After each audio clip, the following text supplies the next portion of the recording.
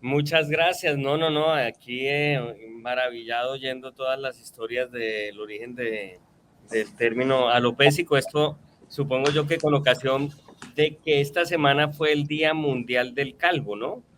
Eh, Ah, es un día muy importante. Mi papá dice que la alopecia es una enfermedad, eso obviamente hay que rechazarlo, es una condición, e incluso no está bien que nos digan calvos, sino personas en situación de discapacidad capilar, me parece que es un poco más preciso.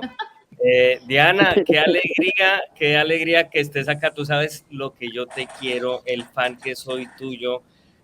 Yo creo que Diana es Sí. ante todo una pionera, es decir, es una mujer que ha sido una pionera no solamente en lo de acercar a la historia a la gente a través de esa divulgación histórica hecha muy y únicamente a la manera de Diana, que permite volverla comprensible, divertida, al alcance de la mano y tal, sino sobre todo es una pionera del mundo digital, de la revolución de los podcasts, es una pionera en la medida en que fue de las primeras personas en no depender de los medios tradicionales, sino en convertirse ella misma en un medio tradicional. Ella es su propia radio, entonces eso es verdaderamente maravilloso y ha hecho pues una no sé cuántas, 10, por lo menos 10 o 12 obras maravillosas, muchas de ellas en audiolibro, porque también es una pionera de ese formato, como historias de las civilizaciones, historia de las independencias y demás, que en la casa realmente nos devoramos.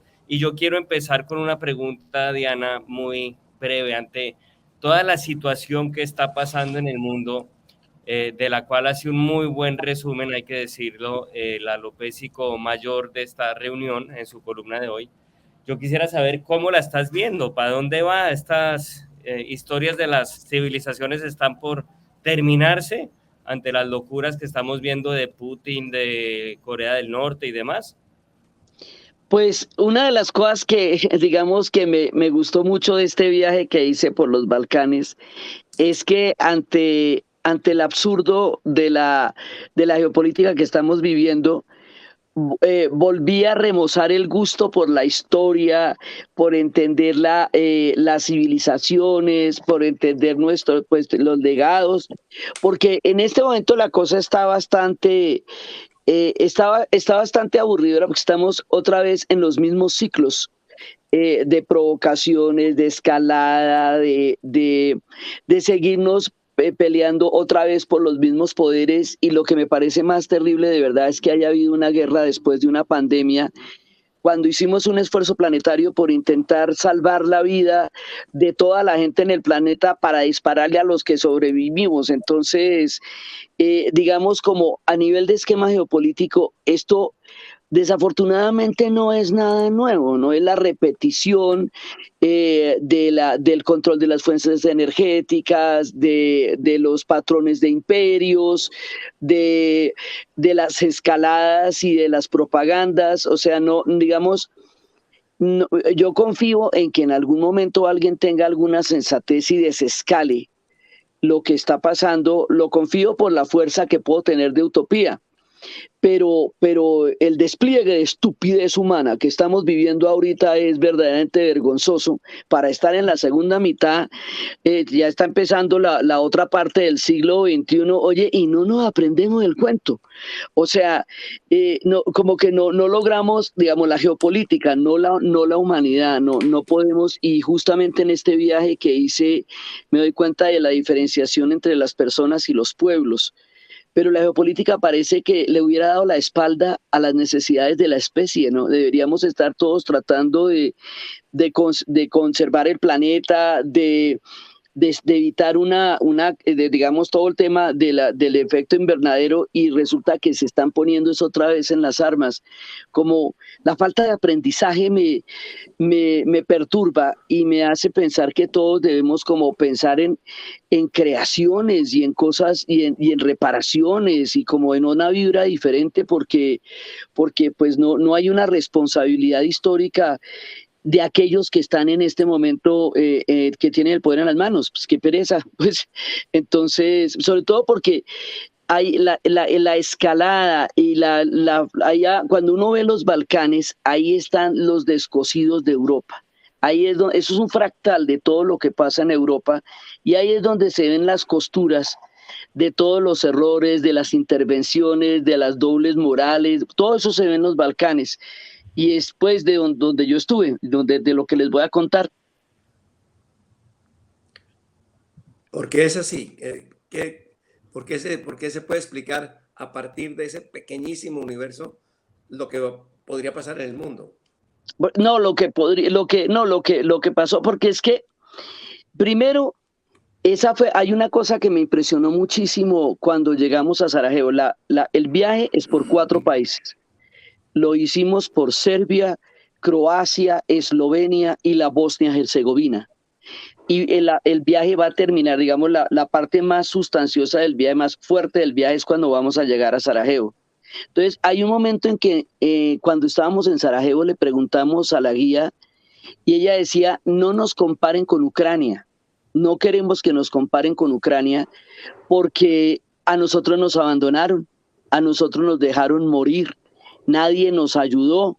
A Ucrania el mundo le está dando la mano y el mundo la está visibilizando, y a nosotros les tocó hacer un concurso de belleza para que la gente se diera cuenta que estaban cercados, llamar a Bono a ver si hacía una canción, o sea, a ver si el mundo se daba cuenta que Sarajevo duró cercado 4 años. Entonces decía, no nos comparen, a nosotros el mundo nos abandonó y ellos tienen la huella de ese abandono. ¿Por qué? Porque allá todo el mundo la embarró. Allá todo el mundo, o sea, todas las mediaciones internacionales salieron mal en los Balcanes, porque cada uno de estos pueblos, y esto es una cosa que yo me traigo para nuestra mirada de la verdad, o sea, aprendí mucho para poder mirar nosotros nuestra comisión de la verdad y nuestras verdades. Cada uno de estos países fue víctima y victimario, fueron las dos cosas.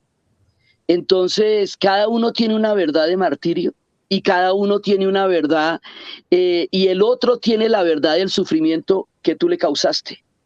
Y como esto se dividió en 6 países, cada uno tiene su relato. Era como yo decía, era como cuando uno pasó una cosa gravísima, en una pelea muy grave en la comedor de una casa, y luego cada uno se va para su cuarto y nadie vuelve a hablar del comedor, sino de lo que cada uno vive en la habitación de su casa, pero es la misma casa. Esto era un país, esto era la Yugoslavia. Entonces, por ejemplo, ¿por qué las intervenciones han sido un desastre? Porque cuando cuando bombardean a Belgrado, que la bombardearon durante la crisis de Kosovo en el 98, pues ella queda víctima de todo. Y los bombardean, es un bombardeo espantoso. Entonces, eso cambia todo el relato serbio, que había sido tan duro en la época de la guerra de Bosnia-Herzegovina.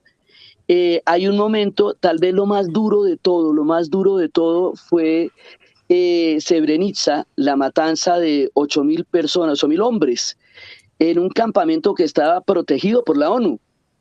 Y entonces lo abandonaron supuestamente por un pacto de buena fe. Se fue el ejército bosnio, se fue la ONU, y Radić, el jefe del ejército serbio bosnio, separó a los hombres y a las mujeres y mató 8.000 hombres. Y inclusive los separaron en diferentes campos donde los enterraron para hacerlos pasar como muertos en otras batallas, ¿sabe? Como los falsos positivos, se llaman tumbas de segunda y tercera generación. Y eso sucedió casi frente al mundo. Entonces, la ONU falló en ese momento en proteger a la población de la Bosnia-Herzegovina. La OTAN bombardeó a quienes habían empezado la guerra y con eso los volvió víctimas también. Entonces, el mundo falló en haber dejado que pasara una barbaridad de estas frente a todos y nadie haber hecho nada hasta que ya era demasiado tarde. Ya cuando hacen la paz de Dayton, todo había pasado y eso hubiera podido evitarse antes. Entonces, ahorita Serbia quiere entrar a la Unión Europea, pero la presión que están haciendo sobre Kosovo va en contravía de la idea de que Serbia vaya a entrar a los mismos que están reconociendo un país que es una parte de Serbia. Entonces, eso suena complicado, pero ahí todo el mundo la embarró. Entonces, pues el viaje fue oír relato por relato de cada uno, caminar por las calles de cada uno, conocer esta gente, esas gastronomías, esos diseños, en el caso de los croatas, que son unos diseños maravillosos, el valor de la multiculturalidad de Sarajevo, que es lo que me vengo más importante de todo, es que todo el mundo en los proyectos nacionalistas que surgieron después de Yugoslavia, todo el mundo quiere un pedazo solamente con los suyos, que son los serbios, que son los croatas, pero Sarajevo quiere un país, una ciudad y un país y un proyecto multicultural. Y creo que la multiculturalidad ahorita es lo más importante para decir en Europa, cuando cada proyecto nacionalista parte las comunidades en pedacitos donde no se hablen sino entre los mismos. En las polaridades que están pasando, Sarajevo, que es una ciudad donde una cuadra, literalmente una cuadra, es turca otomana en su arquitectura y la siguiente cuadra es austriaca, en el mismo bulevar, y uno sigue caminando y la siguiente cuadra ya es el Sarajevo moderno. Esto es el crisol de las historias metido acá. Entonces, caminar por allá ha sido maravilloso y uno va viendo los restos y los residuos de todo lo que salió mal allá, y por eso te digo que es un fractal en chiquito de todo lo que ha pasado en Europa.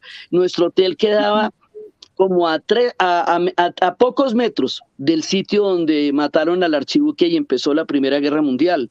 Entonces uno empieza a ver, pues existe una categoría para pescar en río revuelto, para aprovecharse del infortunio y para repartirse pueblos que están quebrados, que se llama balcanizar, con eso le digo. Diana, pero dígame una cosa, ahora que usted habla de cuáles fueron las faltas de la ONU, de la OTAN, de los organismos multilaterales en ese entonces, ¿usted cree que ahora estamos presenciando un momento en el que se podría hacer algo para detener un poco el desastre, la debacle internacional, que estamos caminando directamente a un conflicto, otra vez un conflicto mundial, tal vez de naturaleza nuclear? ¿Qué podría pasar o qué podría hacer esas instituciones para detener algo de lo que está pasando actualmente? Desescalar, yo creería, porque si usted cada vez le va poniendo más palitos a la situación, pues la va haciendo más frágil. O sea, usted no se puede poner en el mismo plan del otro, porque entonces lleva las cosas a un extremo que no le beneficia a nadie. Desescalar, buscar una manera de no ir poniéndole más presión al proyecto.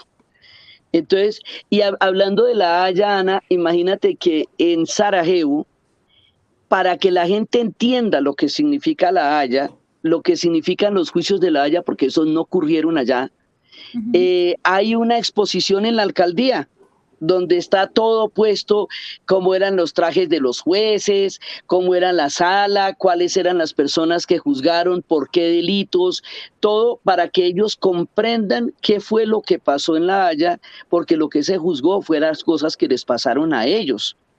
Entonces me acordé mucho ahorita que dijiste, porque me pareció muy didáctico, traer el foro internacional a la casa y ponérselo a la gente y decirle, mire, esto es lo que se está decidiendo allá, y esto fue lo que pasó. Eso fue... Hay una cosa también muy interesante. Veo que de tu gira, en tu gira no estuvo Montenegro, que también tiene una historia muy importante. Hace 5 años sí estuve en Montenegro y estuve en Macedonia. Esta vez fuimos solamente a estos 4 países porque ese viaje es muy grandote. Sí, señor. Y quería recordar también pues un poco el origen religioso de este conflicto que arranca hace muchos años. Como tú dices, son países un poco unidos artificialmente, pero el tema religioso y digamos la preponderancia de la Iglesia Católica se sintió mucho con la invasión nazi-croata, con toda esta acción de la Ustase ante Pavelić, de la mano de un jerarca católico que era Alotsei Stepinac, impulsó conversiones forzadas y que se hicieron con mucha violencia contra grupos minoritarios religiosos. Eso no solamente quedó impune, sino que Monseñor Stepinac fue propuesto para ser canonizado y fue beatificado durante el pontificado de Juan Pablo II. Sí, es que mira, hay dos cositas. Uno, les voy a mostrar tres mapas.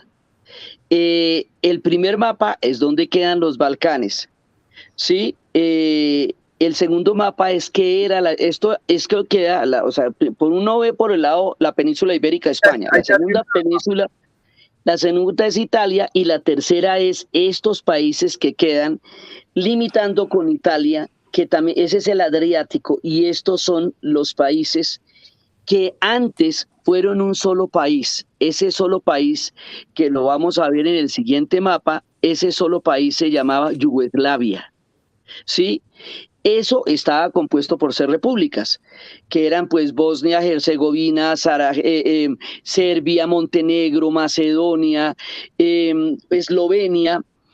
Entonces, eso fue el proyecto de Tito. Tito armó ese país después de la Segunda Guerra Mundial y durante 48 años lo gobernó hasta que murió en 1981, y ese país existió hasta que empezó a disolverse después de la caída de la Unión Soviética, a pesar de que tuvieron siempre una confrontación con los soviéticos porque era otro tipo de socialismo.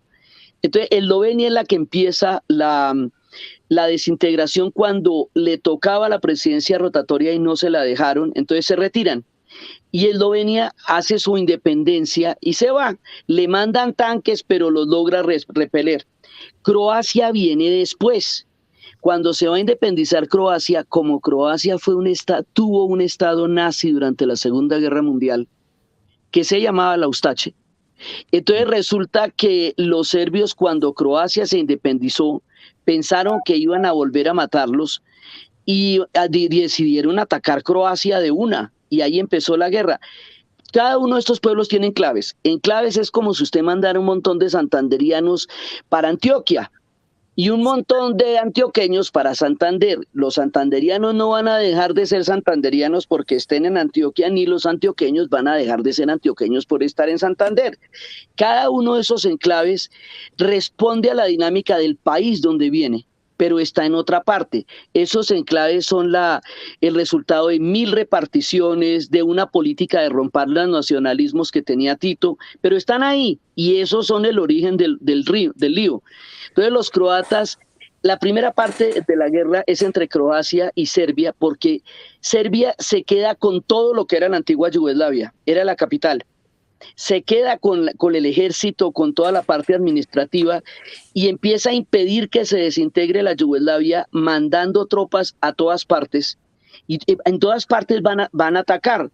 Entonces, primero con Croacia, luego cuando se va a independizar la Bosnia y Herzegovina, en ese momento, como ahí hay minoría croata y ahí hay minoría serbia, que es lo que llamamos serbio-bosnos o serbio-croatas, entre todos van a atacar a la Bosnia y Herzegovina. Esos no son víctimas ni victimarios, sino esos sí son víctimas porque entre todos los atacaron. Entonces, Diana, sí, quería preguntarte esto. Un poco más arriba, un poco más al norte está Ucrania, está Rusia, Bielorrusia, etcétera. Y allí también hay situaciones parecidas, es decir, sí, hay también provincias, incluso hay una rusofonía importante en Ucrania. ¿Tú crees que puede servir un poco el espejo de la guerra mundial y el espejo de lo que pasó después en Yugoslavia para analizar o quizás predecir qué puede pasar en el conflicto actual entre Ucrania y Rusia, entre Europa y Rusia? Sin duda, porque es que son situaciones parecidas. O sea, Ucrania era parte de la Unión Soviética. La Unión Soviética estaba compuesta por 15 repúblicas. Cuando se desaparecen, que eran toda la Rusia blanca, que era la Rusia original, la Rusia eslava, que era pues Rusia, Ucrania, Bielorrusia, la Báltica, que era pues Lituania, Letonia y Estonia, la asiática, que eran todas las Kazajistán, Uzbekistán, Turkmenistán, Kirguisia, y entonces todas esas repúblicas se van a ir. Y todas esas repúblicas van a tener población rusa porque formaron parte de la Unión Soviética. Hay una política de rusificación de la revolución y desde antes, desde la época del imperio zarista. Entonces, ahí hay enclaves. De todo lo que estamos hablando es de los enclaves. Entonces, sí es un espejo. Ahora, Chequia y Eslovenia, la República de Checoslovaquia se separó después de la caída del muro de Berlín, y no lo hizo a lo bestia, se separaron amablemente, pusieron una bandera. No necesariamente eso tiene que llevarnos a conflictos, pero sí es un espejo de lo que pasó, y precisamente porque es un espejo de lo que pasó, es que hay que aprender de eso, poder crear mecanismos de coexistencia con las diferentes nacionalidades que pertenecieron a otros órdenes geográficos y geopolíticos que ya no están vigentes. Precisamente por eso es que toca estudiar los Balcanes, sobre todo por los discursos, por toda esa cantidad de propagandas que se montan. Eso, hay que estudiar los Balcanes para entender eso sin ninguna duda. Por un lado, sí. Daniel Samper Ospina. ¿Está sin señal, don Dani? Ya, no, aquí creo que ya me va a tocar arrancar dentro de muy poquito, pero aquí estoy. No, me gustaría, Diana, de una vez saltando también, ya que estaban preguntándole por el tema de todo lo que nos está pasando en el asunto de Rusia y tal, ¿cómo está viendo usted también lo que pasa en Corea del Norte? Pues lo de Corea del Norte es una reiteración. O sea, normalmente cuando Corea del Norte hace eso, está negociando algo. Siempre está negociando algo, porque es que ellos no tienen comida, pero tienen armas, que eso fue el producto de la política que hicieron después de la Segunda Guerra Mundial, cuando quedaron rotos y todo eso.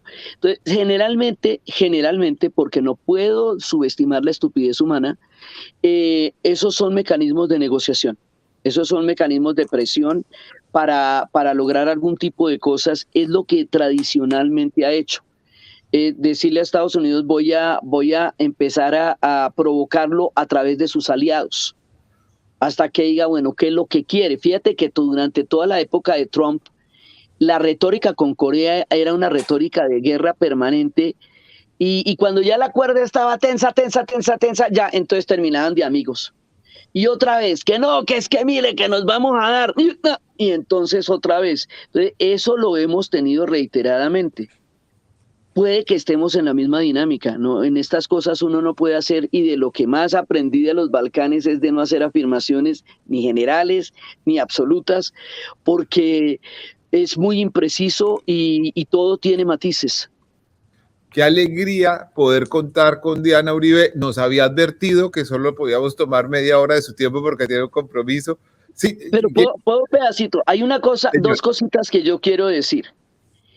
Una, al ver las verdades que cada uno tiene de todo lo que fue su sufrimiento durante la guerra de los Balcanes, es importante que todos los relatos se escuchen, porque como fueron víctimas y fueron victimarios, ¿sí?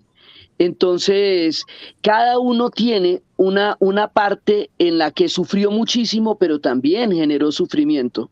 Entonces, cada una de esas verdades, cada uno de esos relatos debe escucharse, porque cada uno de esos relatos es una verdad total para los que lo vivieron, y el dolor no hay un dolor que sea más que el otro, los dolores son muy duros, pero ellos no tienen la posibilidad de sentarse a compartir sus verdades. Cada uno se quedó con su versión y cada uno cree solamente lo que vivió, porque ya son diferentes países. Eso ya es muy poco probable que pase. Pero nosotros sí nos podemos sentar a echarnos el cuento, porque somos un solo país, porque hablamos español, la mayoría es católica, esta gente es ortodoxa, esta gente es musulmana y esta gente es católica, y escriben en alfabeto cirílico y en alfabeto latino. Entonces, cuando estaban en la Yugoslavia en el colegio, una semana era de cirílico y otra semana era de latino. Imagínate que se me quedó el cuaderno de latino esta semana, que es la de cirílico.